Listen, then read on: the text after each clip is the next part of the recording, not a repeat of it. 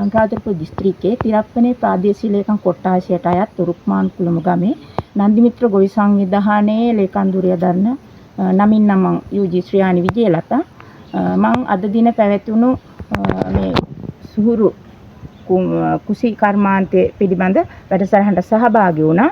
ඒක ගොඩක් වැදගත්. අපි දැනගෙන හිටපු කරුණු අපි හරියටම ක්‍රියාත්මක කරන්නේ නැතුව හිටියේ.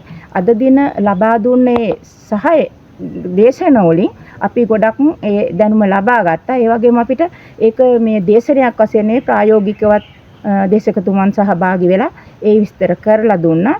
අපිට මේ අවස්ථාව ලබා දුන්නේ SLCDF ආයතනය මූලිකත්වයෙන් තමයි දේශකතුමන් කැඳවලා අද දේශනය පවත්වලා ඒ කටයුතු කරගෙන ගියේ. ඇත්ත වශයෙන්ම කියනවා නම් කාල ගුණිකව හා දේශගුණිකව ඒ විපර්යාසයන් වලට අපේ ගොවීන් මුහුණ දුන්නට ඒවා හරියටම කොහොමද වෙන්නේ කියන එක දැනන් හිටියේ නෑ.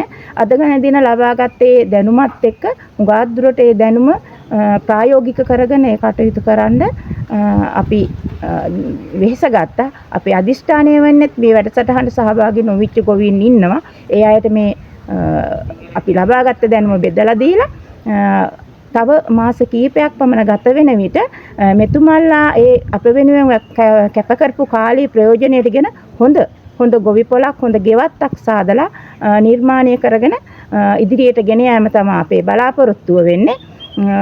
මේ ගැන දැන් අපේ පැත්ත ගත්තොත් අපිට ගොඩක් වියලි කලාපීය පැත්තක්.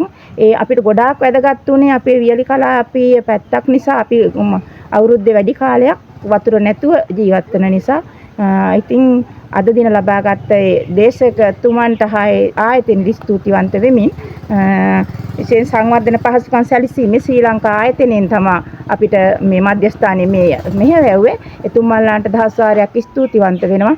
මෙවැනි වැඩසටහන් කරන්න තව තවත් හැකියාව ලැබේවයි කියලා මම ප්‍රාර්ථනා කරනවා.